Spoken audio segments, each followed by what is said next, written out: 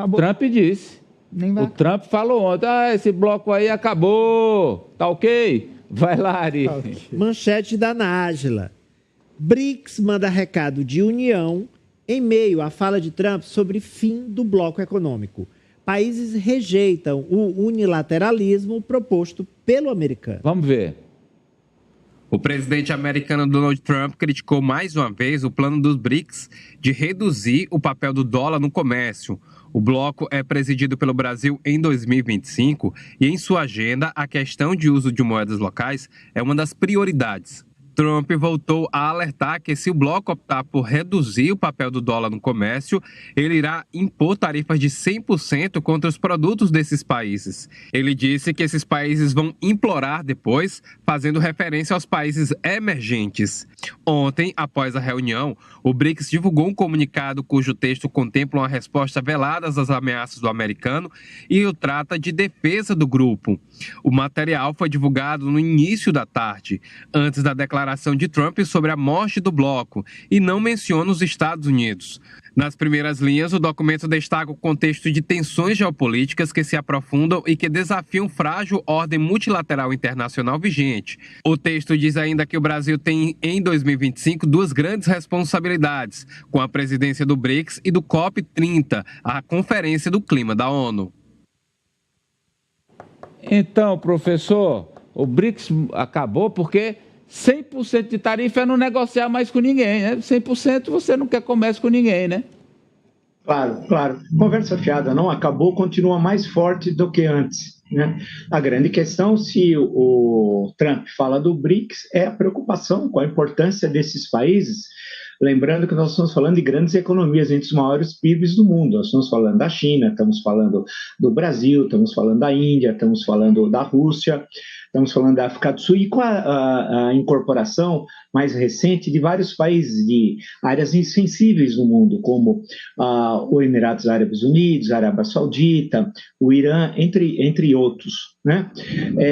Em suma, isso daí é muita conversa fiada. Os países mais experientes, a China, por exemplo, que tem uma história haja milenar, mas ela age com muita calma em relação às questões. Sabe que é um bufão. Ele fica falando e quer que você responda na hora.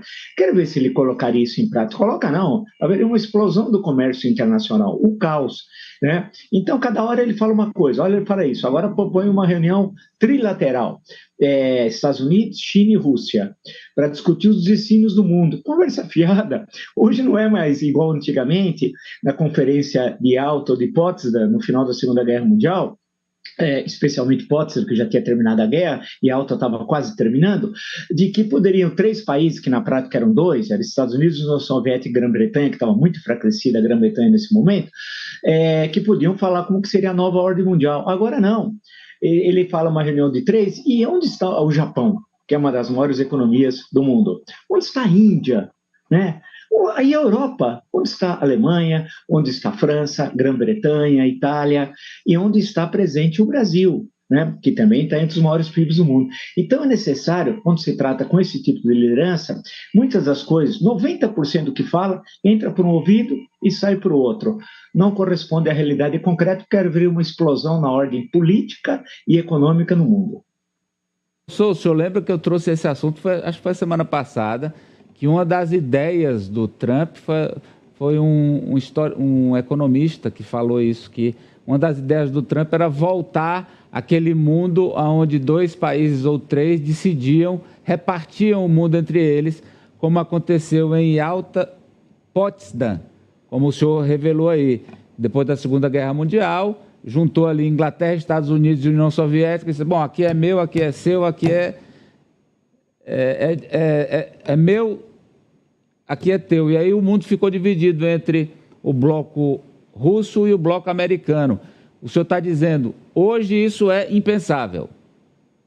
Impensável, é impossível, porque hoje o mundo é muito plural, né? Por exemplo, quem diria que a Índia, que na época ainda era uma colônia inglesa, né? No momento da Conferência de Potsdam, que é ali vizinha a Berlim, né? Não tinha Índia. Hoje a Índia é o 5º PIB do mundo e logo será o 4º. né? Então, só para dar um dos tantos exemplos. Então, a Europa, na época, estava toda destruída. Hoje, a Europa ela foi reconstruída e iria muito. E é um grande país, né? E tem uma importância enorme no mundo. E os maiores PIBs, se a gente olhar. E o Canadá, que sempre está ali 11º, nono PIB do mundo, ele vai querer anexar. Vamos deixar a bobagem de lado e falar sério? Como é que fica? Então, não tem essa história. Reúne 3 pessoas numa mesa, Putin, Xi Jinping e eles vão pegar um planisfério, né, que é uma simples representação para os extremistas, a Terra é plana, o planisfério é uma mera representação, e vão cortar o bolo e falar isso fica com cada um. Já foi essa época de países fazer isso, como fizeram no Oriente Médio, basta você pegar um mapa da Síria, da Jordânia, da Arábia Saudita, são coisas riscadas assim, eles pegavam a régua e riscavam. Isso passou, o mundo hoje é muito mais complexo. Ô, França, e ele, imagino eu, ele coloca a Rússia só pela questão militar, né? Justamente, Amadeu, que é o país ali que, no âmbito militar, consegue fazer frente aos Estados Unidos. Na China, ainda é muito incipiente essa questão. Está crescendo, mas não num comparativo com a Rússia para fazer frente aos estadunidenses. Mas, Amadeu, eu vejo o Trump como aquele menino acuado, com medo de um leão. E o leão, nesse caso, é a China. Porque a China caminha para se tornar o principal PIB do mundo, o país economicamente mais importante. E o Trump, com essas atitudes que ele vem tendo, ele pode, ao invés de barrar a China, de prejudicar a China, acelerar esse processo. Porque o que eu vejo nesse caminho que os Estados Unidos têm tomado é que há uma tendência de que ele fique isolado no âmbito da geopolítica. E isso pode trazer grandes danos econômicos aos Estados Unidos e acelerar esse processo. Lembrando que hoje o BRICS já detém 25,5% do PIB em todo o mundo. E esse bloco está cada vez mais forte. E não é porque o Trump quer que ele vai acabar. Ô, Ari, mas a questão da moeda, que é a grande preocupação hoje do Trump, é assim, que isso seria um baque para o dólar. Olha, se Rússia, China, mudar Índia, a moeda Brasil, de lastro, né? Não, exato, não é nem criar uma moeda nova. Não, mudar a moeda de lastro. É que eles negociem com as próprias moedas dentro do bloco. Para que você entenda o que o Amadeu está falando, todas as negociações mundiais têm como lastro, como referência monetária, o dólar. Então, tudo é a partir do dólar. Isso dá um empoderamento econômico aos Estados Unidos que os permitem fabricar dinheiro ilimitadamente e sem pudor.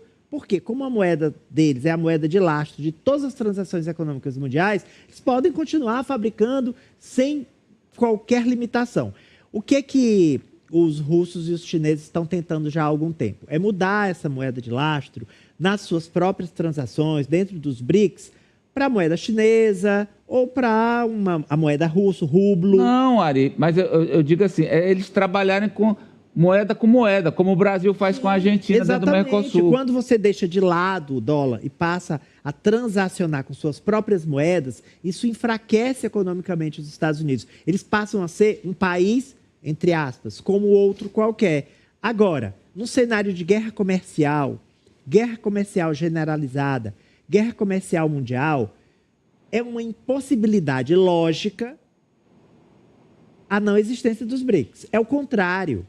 Os BRICS, eles precisam se reforçar mais ainda, porque num cenário de guerra generalizada, guerra comercial, em que é o processo perde-perde, ninguém ganha. Afinal das contas, todo mundo perde. Os blocos econômicos fortes, eles têm como conseguir algum nível de blindagem para os seus países. Então, os BRICS, eles tendem, diante dessa postura disparatada do Trump, a se fortalecer, se juízo tiverem, a se fortalecer e não se enfraquecerem, como blefa o presidente norte-americano. Aliás, a manchete da Marta traz o presidente do Brasil, Lula, falando em reciprocidade. É isso, Marta? Reciprocidade, Amadeu. Sobre a questão das tarifas.